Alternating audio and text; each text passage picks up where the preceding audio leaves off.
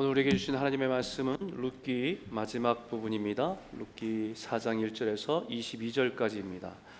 성경은 좀 길지만 그래도 전체적인 의미와 흐름들을 이해하기 위해서 같이 좀 읽었으면 좋겠습니다. 제가 한 절, 여러분이 한 절 교독하겠습니다. 보아스가 성문으로 올라가서 거기에 앉아 있더니 마침 보아스가 말하던 기업 물을 자가 지나가는지라 보아스가 그에게 이르되 아무개여 이리로 와서 앉으라 하니 그가 와서 앉으매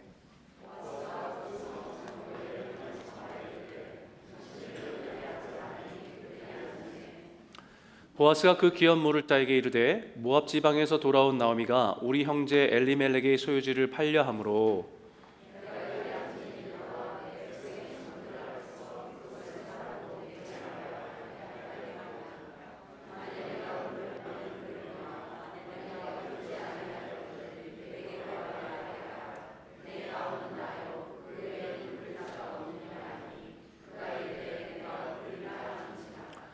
보아스가 이르되 내가 나오미의 손에서 그 밭을 사는 날에 곧 죽은 자의 아내 모압 여인 룻에게서 사서 그 죽은 자의 기업을 그의 이름으로 세워야 할지니라 하니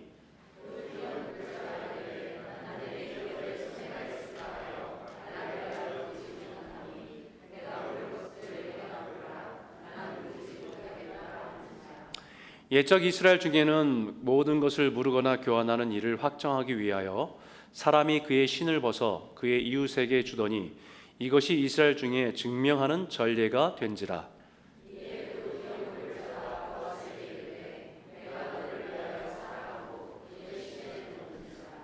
보아스가 장로들과 모든 백성에게 이르되 내가 엘리멜렉과 기련과 말론에게 있던 모든 것을 나오미의 손에서 산 일에 너희가 오늘 증인이 되었고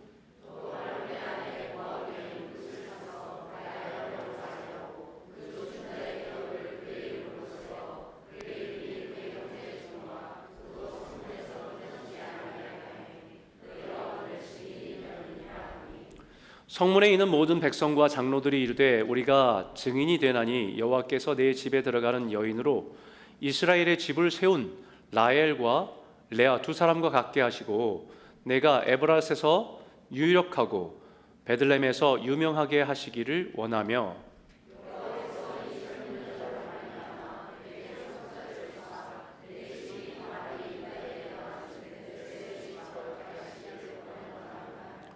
이에 보아스가 룻을 맞이하여 아내로 삼고 그에게 들어갔더니 여호와께서 그에게 임신하게 하심으로 그가 아들을 낳은지라.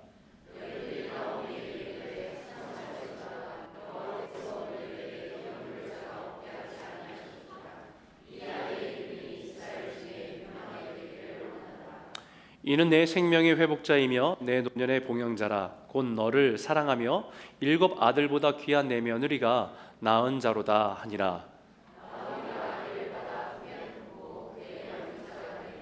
그의 이웃 여인들이 그에게 이름을 지어주되 나오미에게 아들이 태어났다 하여 그의 이름을 오벳이라 하였는데 그는 다윗의 아버지인 이새의 아버지였더라.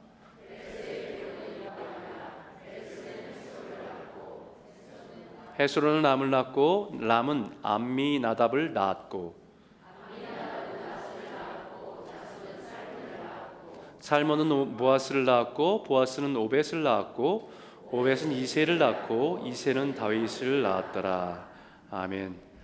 조금 길었지만 우리가 같이 나눈 말씀을 이해하는 데는 도움이 될 것 같습니다. 많은 분들이 잘 아시는 얘기일 겁니다. 미국의 알래스카에 대한 이야기. 지금도 러시아는 배 아프게 생각하는 역사의 한 장면입니다. 알래스카의 면적은 미국의 50개 중에서 가장 큰 주이고 대한민국의 면적을 따지면 대한민국보다는 17배 이상 큰 땅입니다. 지금은 뭐 그 땅에서 금도 나고 석유도 나고 나무도 있고 또 수많은 광물 자원이 풍부한 곳으로 알려져 있어서 군사적으로도 굉장히 중요한 위치로 알려져 있습니다.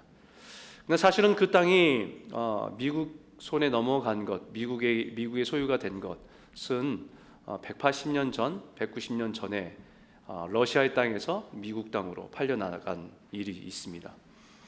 당시 러시아에서는 자기 땅들도 너무 큰데 이 관리가 너무 힘들어서 바다 건너에 또 땅이니까 관리가 너무 힘들다는 이유로 러시아에서 8년 동안에 미국을 졸라댄 겁니다.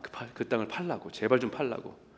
그래서 러시아의 교섭이 성공해서 1867년에 미국에서 720만 불을 받고 팔아버렸습니다. 재밌는 것은 그 당시에 이 일을 성사시킨 러시아 공사는 쓸모없는 땅을 잘 처분했다고 러시아 황제로부터 큰 상을 받았습니다.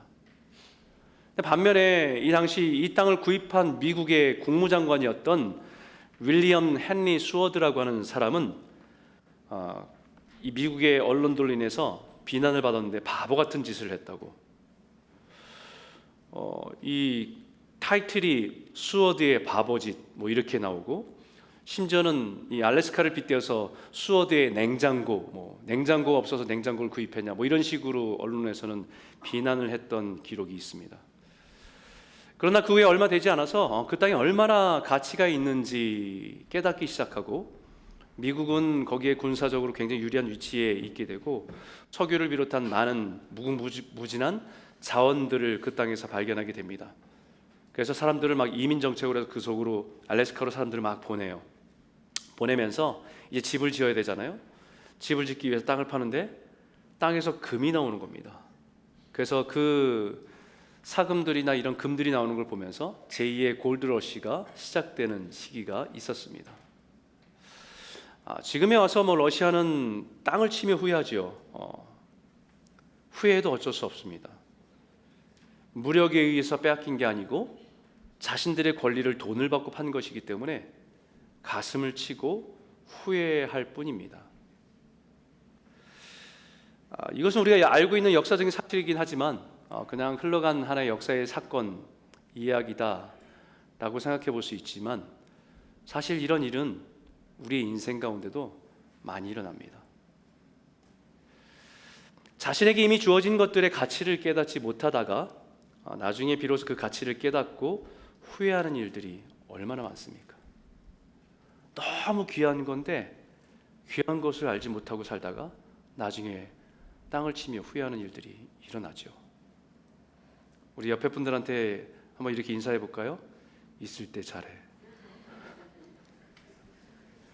왜 안 하세요?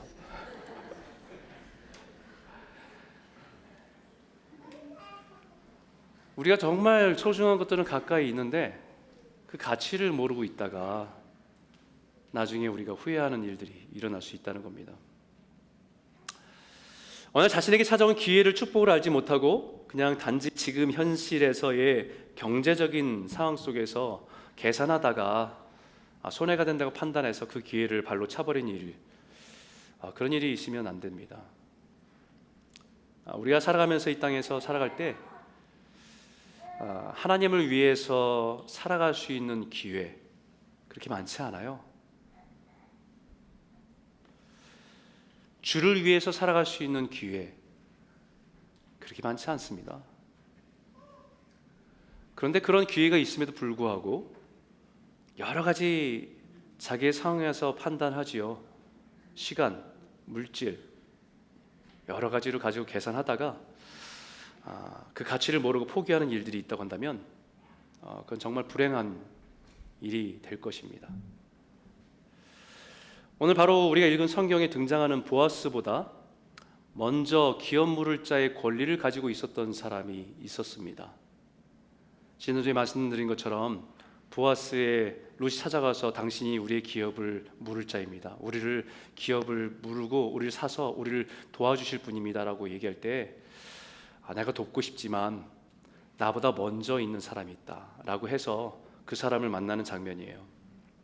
그 사람에게 기회가 먼저 주어졌습니다. 아니 이미 그가 가지고 있던 권리였어요. 나오미의 기업을 물을 자의 책임이 그에게 먼저 있었습니다. 나오미의 기업을 세워줄 수 있는 기회가 그의 인생에 찾아온 것입니다. 보아스가 그에게 그 기회를 잘 설명해 줍니다. 3절과 4절을 보니까 보아스가 그 기업 물을 자에게 이르되 모압 지방에서 돌아온 나오미가 우리 형제 엘리멜렉의 소유지를 팔려 함으로 만일 네가 물으려고 하면 물으려니와 만일 네가 물으지 아니하려거든 내게 고하여 알게 하라. 네 다음은 나요. 나 외에는 물을 자가 없느니라 하니 뭐라고 합니까? 그가 이르되 내가 물으리다 하는지라. 모압집에 살다가 여러 가지 어려움 때문에 모압집에 가서 이민 생활하고 살다가 거기에서 남편도 죽고 두 아들도 죽고 모든 것을 잃은 채 돌아온 나오미라는 여인이 있는데, 그 여인이 이제 돌아와서 자신 남편의 기업으로 해당되는 그 땅을 팔려고 하는데, 당신에게 먼저 기회가 있습니다. 기회가 있으니 물으겠습니까? 라고 물으니까 이 사람이 물으겠다, 내가 대신 사겠다 라고 대답합니다. 그런데 보아스가 이 기업을 산다는 것이 어떤 의미인지 조금 더 자세하게 설명해 줍니다. 5절을 보니까 보아스가 이르되 네가 나오미의 손에서 그 밭을 사는 날에 곧 죽은 자의 아내 모압 여인의 루색에서 사서 그 죽은 자의 기업을 그의 이름으로 세워야 할지니라. 당신이 그것을 물은다는 것은 그 땅을 산다는 것만의 의미가 아니라 그 땅을 사서 그 죽은 자의 아내, 그 모압 여인을 자기 아내로 받아들이고 자식을 낳고 그 가정의 기업을 일으켜주는 것입니다. 그리고 나서 그 자식이 나중에 클 때 나중에 당신의 유업을 그 자녀에게, 그 자식에게 남겨줘야 되는 일입니다. 당신의 이름의 기업이 아니라 그 죽은 자의 기업을 세워주는 일입니다 라는 것을 정확하게 설명해 줍니다. 그러다 그 사람이 아차 싶었던 거죠. 처음에 그 땅을 사겠다, 물으겠다고 얘기할 때는 나이가 연로한 나오미가 이제 돌아와서 그 땅을 사게 된다고 한다면, 이제 몇 년 뒤면 그 나오미는 세상을 떠나게 될 거고, 그 다음에 그 땅은 자연히 자기의 소유가 될 것이라는 계산에서 내가 그 땅을 사겠다라고 한 거예요. 그런데 오히려 그것이 아니라 이방 여인 룻을 아내로 맞아들이고 아들을 낳아줘서 죽은 남편의 가문을 일으켜주고 그 아들에게 유산을 넘겨주고 내일이 아니라 그 죽은 사람의 이름에 기업을 세워주는 일이라고 한다면 이것은 아무리 계산해도 이익이 되지 않는 거예요. 자기의 계산에 맞지 않습니다. 자기가 생각할 때는 이건 손해보는 일이라고 판단이 된 겁니다. 그러자 6절에 이렇게 말하죠. 같이 한번 읽어볼까요? 함께 읽겠습니다. 시작. 그 기업 물을 자가 이르되 나는 내 기업에 손해가 있을까 하여 나를 위하여 물으지 못하노니 내가 물을 것을 네가 물으라. 나는 물으지 못하겠노라 하는지라. 분명히 말합니다. 내 기업에 손해가 있을까 하여. 내가 살아온 삶에 손해가 있을까 하여, 내가 가진 소유에 손해가 있을까 하여 포기하겠다라는 것입니다. 처음에는 자신에게 유익이 된다고 생각해서 하겠다고 했는데 가만 생각해 보니까 이익이 될 것이 하나도 없는 것입니다. 오히려 자신에게 손해가 된다고 계산이 된 것입니다. 그러자 주저없이 나는 하지 않겠다, 네가 하려면 해라 라고 발을 빼는 거죠. 이 말씀을 곰곰이 묵상해 보니까 예수님을 찾아온 어느 부자 청년의 모습이 그대로 떠오릅니다. 그 청년이 예수님을 찾아와요. 예수님 앞에 찾아와서 무릎 꿇고 말합니다. 예수님, 선생님이시여? 내가 무엇을 하여야 영생을 얻을 수 있습니까? 참 이 질문만 들으면 굉장히 영적인 것에 관심이 있는 청년으로 귀하게 여길 만한 그런 질문이에요. 하지만 예수님께서 그의 중심을 아시니까 이렇게 물어봅니다. 너는 이 말씀을 계명을 잘 알지? 살인하지 말라, 간음하지 말라, 도둑질하지 말라, 거짓 증언하지 말라, 속여 빼앗지 말라, 내 부모를 공경하라. 이 말씀하는데 예수님 말씀을 자르듯이 들어와서 얘기합니다. 선생님, 그런 것은 내가 어려서부터 다 지켰습니다. 그 말은 예수님께서 그에게 한마디 하시지요. 그런데 내게 부족한 것이 한 가지가 있는데 그것은 네게 있는 것을 다 팔아 가난한 자에게 주라. 그리하면 하늘에서 보화가 내게 있으리라. 그리고 와서 나를 따르라.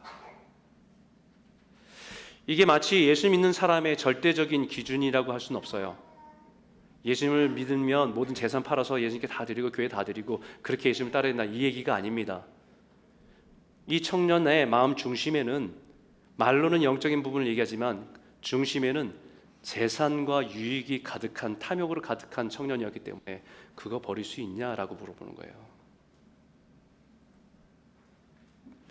그러자 성경이 그 사람에 대해서 이렇게 말합니다. 재물이 많은 고로 이 말씀을 인하여 슬픈 기색을 띠고 근심하여 가니라. 그 부자 청년도 똑같이 머리로 계산합니다. 이것이 과연 나에게 이익이 되는가? 내 인생에 유익이 있는가? 예수를 따른다는 것이 내가 과연 내 삶에 어떤 유익이 되는가? 결국 자신이 가지고 있는 재물에 손해가 될까 염려해서 예수의 제자가 되는 것, 영원한 생명을 얻을 수 있는 기회를 포기하고 돌아갑니다. 여러분들과 함께 나누고 싶은 첫 번째 주제는 이거예요. 한번 읽어볼까요? 같이 읽겠습니다. 시작. 빼앗긴 것은 다시 찾을 수 있지만 내어준 것은 되찾을 수 없다. 어디서 많이 들어본 말이죠. 예전에 미스터 션샤인이라는 드라마가 있었습니다. 그 드라마에서 남겨진 대사예요. 일제 식민 시절에, 대한민국 임시정부 시절에 의병들의 이야기를 담고 있는데 마치 사랑 이야기로 막 재밌게 만든 드라마입니다. 그 드라마에는 대사들이 참 이렇게 굉장히 의미 있게 다가오는 대사들이 참 많은데, 그 중에 제 마음에 계속해서 남아있는 대사 중에 하나입니다. 빼앗긴 것은 되찾아올 수 있지만 내어준 것은 되찾을 수 없다는 말이에요. 힘이 없어서 억지로 빼앗긴 것은 나중에 다시 되찾을 수 있습니다. 근데 스스로 그 가치를 알면서도 스스로 포기하고 내어준 것은 되찾을 수가 없어요. 자신이 그 가치를 알지 못해서 하찮게 여기고 포기한 것을 되찾을 수가 없다는 겁니다.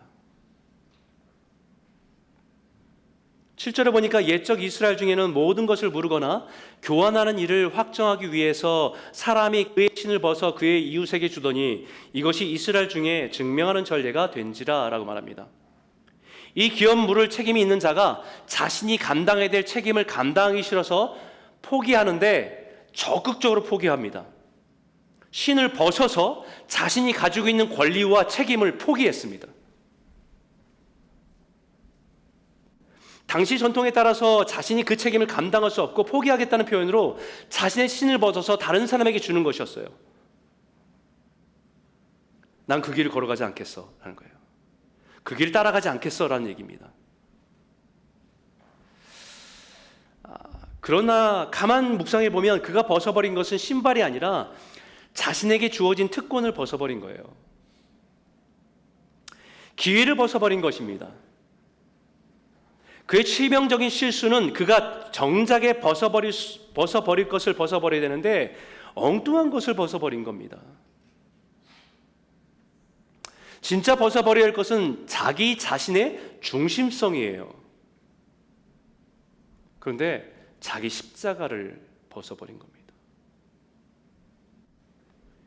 예수님께 제자들에게 분명히 말합니다. 아무든지 나를 따라오려거든 자기를 부인하고 자기 십자가를 지고 나를 또 쫓을 것이니라. 자기 자신을 부인하고, 이 말이 자기 중심성을 벗어버리란 얘기예요. 끊임없이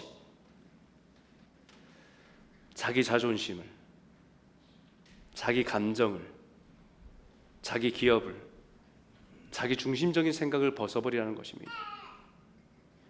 그리고 자기 십자가를 지고 주를 따라야 한다. 그런데 우리는 이것을 거꾸로 할 때가 많습니다. 자기 십자가는 무거워서 벗어버리고 끝까지 놓지 않고 포기하지 않고 목숨처럼 붙들고 있는 자기 감정, 자존심, 자기 생각, 자기 주장, 자기 경험.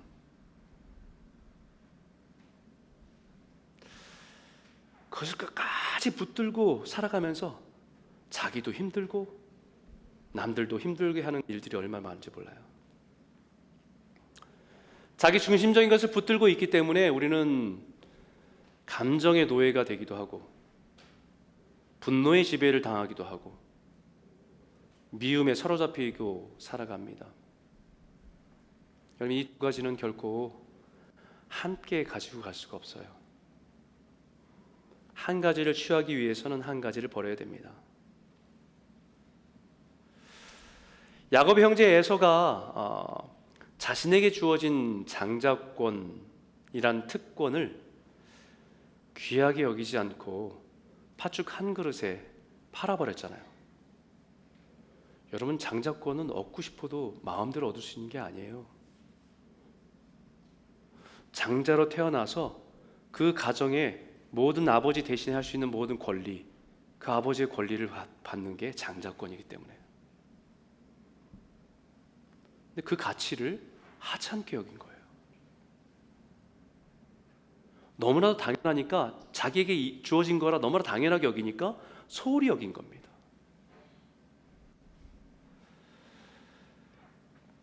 지금 당장의 배고픔을 해결할 수 있는 팥죽 한 그릇에 그 가치와 비교할 수 없는데, 그 가치를 비교할 때 그것을 버릴 만큼 가볍게 생각한 거예요.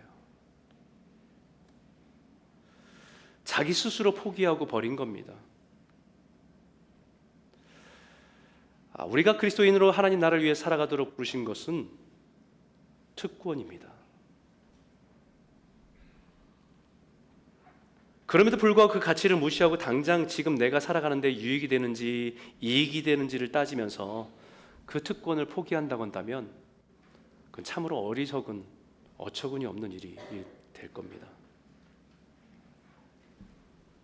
이 땅의 것을 잠시 누리는 것을 위해서 하늘의 것을 발로 쳐버리는 것이 되기 때문입니다. 저 우리 자녀들한테도 늘 얘기해요. 목사의 가정에서 산다는 것이 굉장한 특권이라고. 불편함이 있고 우리에게는 어려움들이 있을 수 있지만 그러나 그것은 특권이라고. 그 가치를 알지 못하면, 세상의 것을 붙들기 위해서 그것을 놓는다고 한다면 그것은 굉장히 어리석은 일이라고.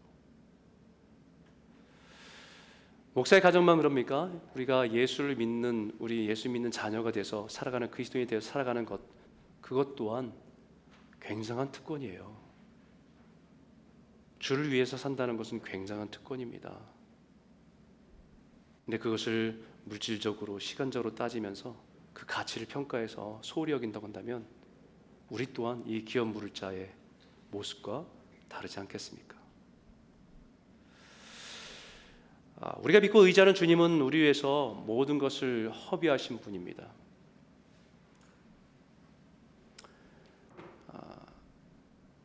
우리는 누가복음 15장에 탕자의 비유로, 둘째 아들을 탕자의 비유로 말씀하잖아요. 제목을 탕자의 비유 이렇게 붙입니다. 성경에 탕자의 비유라는 말이 없어요.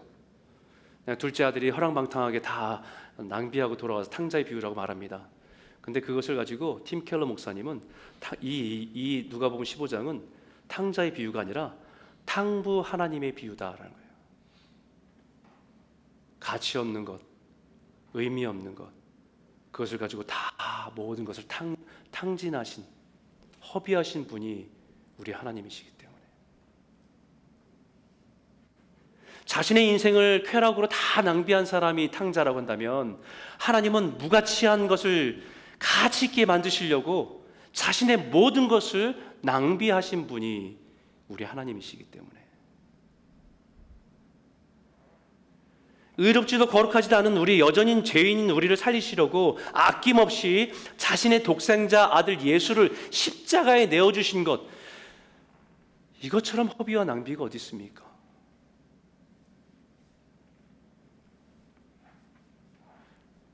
이 예수를 믿는데 오늘 우리들의 문제는 우리가 너무 똑똑해졌어요. 너무 계산이 빨라요.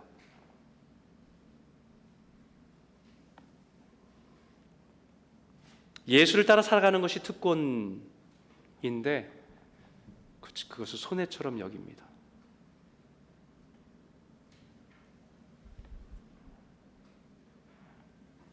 예수를 따라 살아가는 것은 세상의 계산으로는 이거는 계산이 안 나와요. 왜 저러고 살지라는. 그러나 그것은 비교할 수 없는 영광입니다. 우리는 그 특권과 영광을 따라 믿음으로 살아가는 거예요. 두 번째 말씀은요, 따라해 볼까요? 헌신과 섬김은 손해고 희생이지만 가장 축복된 일입니다. 여러분, 헌신과 섬김은 굉장히, 이 단어만 보면 굉장히 아름다운 단어인데요, 실질적으로 보면 손해와 희생이에요. 섬긴다고 하고 헌신한다고 하고 물질 안 들이고 시간 안 들이는 헌신과 섬김이 있습니까? 오늘 피크닉을 한다고 준비하신 우리 권사님들, 시간과 그 정성을 계산할 수 있겠어요? 그런데 그런 모든 헌신과 섬김은 주를 바라보고 하는 것이면 축복된 일입니다. 이제 기업물을 책임을 감당하는 보아스에게 하나님의 사람들이 축복하는데요, 이렇게 축복합니다. 우리 한번 11절 한번 같이 한번 읽어볼까요? 함께 읽겠습니다. 시작. 성문에 있는 모든 백성들과 장로들이 이르되 우리가 증인이 되나니 여호와께서 내 집에 들어가는 여인으로 이스라엘의 집을 세운 라헬과 레아 두 사람과 같게 하시고 내가 에브라스에서 유력하고 베들레헴에서 유명하게 하시기를 원하며. 보아스를 지켜보던 사람들, 그 베들레헴에 있는 사람들이 지켜보던 사람들이 이 이야기들을 보면서 이 보아스와 룻을 축복합니다. 비록 이방 여인이었지만 이 여인이 자신의 시어머니 나오미를 위해서 자신의 인생을 희생하고 헌신하는 그 모습을 보면서 하나님의 헤세드의 사랑을 발견하면서 그를 축복하고 있습니다. 그것이 손해임에는 분명히 알면서도 자신이 기업물을 책임을 다하기 위해서 헌신하는 보아스의 모습을 보면서 축복하고 있는 것입니다.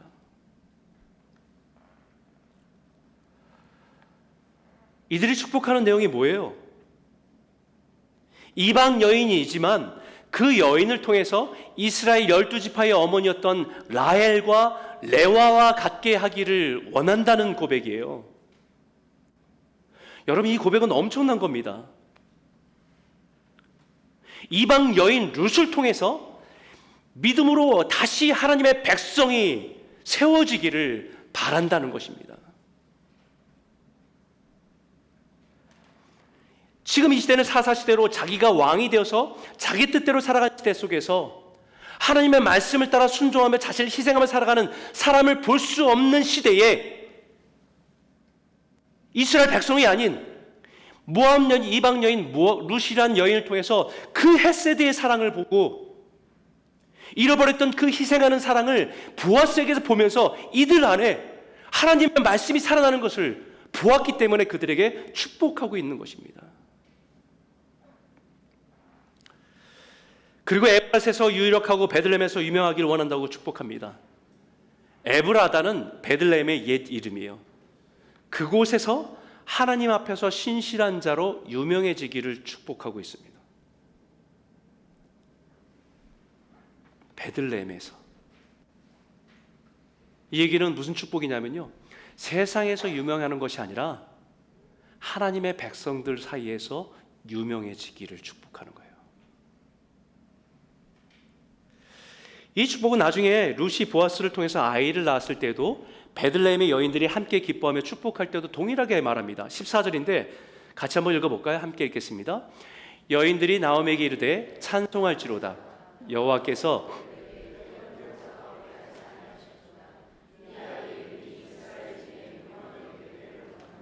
어디에서 유명하게요? 이스라엘 중에서. 사람들도 보아스가 기업 물을 자의 책임을 기쁨으로 감당하는 걸 보면서 그들이 축복하고 선포하는 것이 이거예요. 보아스가 감당하는 고엘의 책임으로 인해서 세상에는 모르지만 하나님의 백성 섬기는 사람들에게는 유명하게 되기를 원한다는 것입니다. 또한 보아스가 고엘의 책임을 따라서 룻을 아내로 삼아 아들을 낳게 되자 온 마을 사람들이 그 아이의 이름이 세상에서 유명한 자가 아니라 하나님의 백성들 사이에 이스라엘 중에서 유명하게 되기를 원한다는 거예요.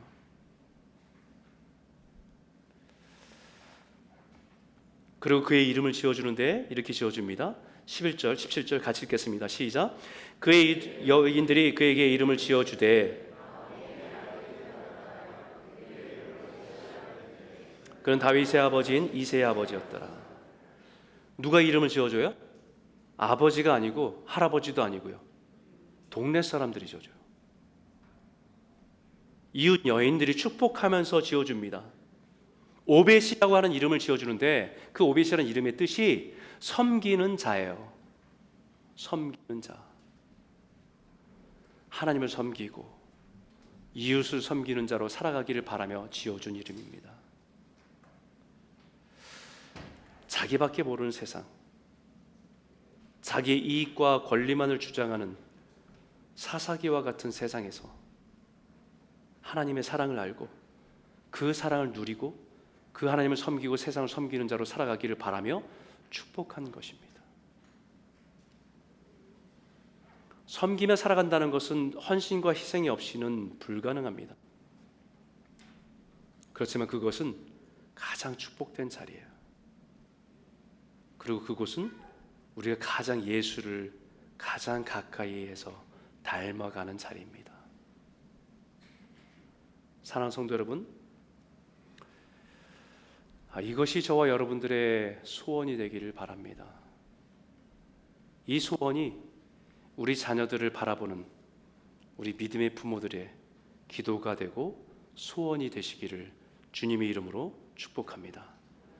세상에서 유명한 것보다 하나님께 유명한 자, 하나님의 백성에게 유명한 자,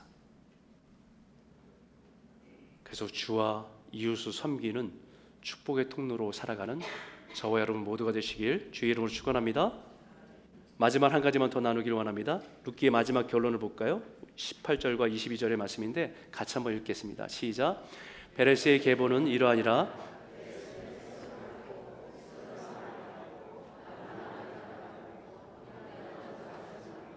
나손은 살몬을 낳고 살몬은 보아스를 낳았고 보아스는 오벳을 낳았고 오벳은 이새를 낳았고 이새는 다윗을 낳았다. 이게 결론이에요. 다윗을 향해서 집중되어 있습니다. 여기 귀한 이름들이 나열되고 있습니다. 우리가 잘 아는 다윗의 계보, 하나님 나라의 통치를 이 땅에 실현하는 왕으로서의 그 계보에 당당하게 누구의 이름이 들어갔냐면 오벳이라고 하는 이름이 새겨져 있습니다. 다윗의 할아버지 이름으로. 이 이름은 하나님 나라에서 유명한 이름들입니다. 우리는 역사를 통해서 많은 유명한 사람들의 이름을 외우고 있죠. 나폴레옹, 시저, 많은 사람들을 외우고 있지만 그러나 하나님의 나라에서는 별 의미 없습니다. 세상은 몰라도 믿음으로 순종하는 하나님 나라, 하나님의 기업을 세우는 일에 참여한 유명한 사람들, 하나님이 기억한 사람들일 겁니다. 근데 여러분 오늘 말씀을 시작하면서 처음에 이 기업 물을 자, 보아스보다 먼저 이 기업 물을 책임이 있는 사람을 성경에 뭐라고 했는지 기억나십니까? 4장 1절인데요. 같이 한번 읽어볼까요? 시작. 보아스가 성문으로 올라가서 거기 앉아 있더니 마침 보아스가 말하던 기업 물을 자가 지나가는지라 보아스가 그에게 이르되 아무개여 이리로 와서 앉으라 하니 그가 와서 앉으매. 뭐라고요? 아무개요. 히브리어도 펠로이 알모니 어떤 한 사람이란 뜻입니다. 여러분 보아스의 가까운 친족인데 그의 이름을 분명히 불렀을 겁니다. 그런데 성경은 의도적으로 그의 이름을 기억하지 않습니다.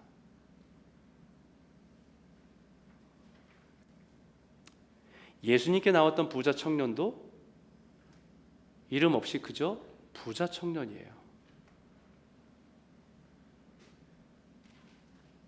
어쩌면 하나님의 기업을 포기한 사람의 이름이 하나님 나라에 기억될 이유가 없기 때문에 의도적인 표현이 아닌가 생각됩니다. 자신의 이익을 위해서 살았던 사람, 어쩌면 당시에는 부자라고 인정받았던 소문난 사람일 수 있습니다. 자신의 이해관계 속에서 이익이 되는지 안 되는지 따지면서 자기의 부를 축적하고 세웠던 사람일 겁니다. 실리에는 엄청 빠르고 이익이 될 것에서는 평생 인생을 투자해서 많은 부를 산 사람일 수 있습니다. 그러나 하나님의 기업, 하나님의 나라에서는 아무개일 뿐입니다.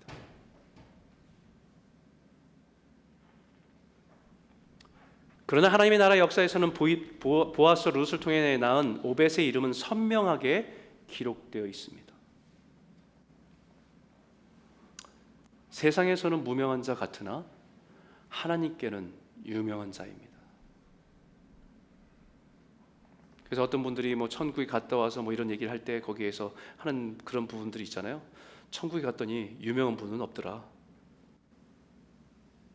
모르는 분들만 가득하더라. 우리 당연히 있을 것 같은 사람이 없더라. 어쩌면 그것이 실체일지도 모르겠어요. 믿음으로 사는 것은 세상에서 무명하지만 하나님 나라에서는 유명한 자로 사는 겁니다. 룻기의 시작은 3번의 장례식으로 시작했어요. 나오미의 남편 엘리멜렉 죽어서 장례 치르고, 2 아들 죽어서 장례 치른 이야기에서 슬픔을 안고 시작했습니다. 근데 룻기의 마지막은 기쁨의 출생의 기쁨으로 마칩니다. 룻기의 시작은 사사기 암담한 영적인 어둠에서 시작했습니다. 하지만 룻기의 마지막은 하나님의 통치의 새아침, 다윗의 시대를 준비하는 그 새아침이 동이터움을 보여주고 있습니다. 이 모두가 룻의 시어머니를 향한 작은 믿음의 순종에서 시작됩니다. 이방 여인이었지만 믿음의 순종, 다 아는 건 아니지만 그 어머니를 통해서 들었던 그 어설픈 믿음을 가지고 살아보려고 하는 그 여인의 모습에서 시작된 거예요. 자신에게 분명히 손해가 됨에도 불구하고 기업 물을 자의 책임을 기쁨으로 감당하는 보아스의 순종에서 시작된 겁니다. 시대의 변화는 대단한 역사로 이루어지지 않습니다. 시대의 어두움은 엄청난 기적으로 이루어지는 게 아닙니다. 저와 여러분이 각자의 자리에서 나에게 허락해 주신 십자가를 붙들고 순종할 때에 놀라운 회복과 부흥의 역사가 시작되는 줄 믿습니다. 그래서 우리가 이 시대에 어둡다고 한탄만 하고 있는 게 아니라 각자의 자리에 그 말씀대로 살아가는 삶을 통해서 어둠을 비추는 작은 등불로 살아가는 주님 오심을 준비하는 저와 여러분 모두가 되시길 주의 이름으로 축원합니다. 우리 이 시간에 성찬 예식을 하려고 하는데요. 우리 성찬 예식에 우리 성찬위원 양인신 목사님과 백철 장로님 나와주시기 바랍니다.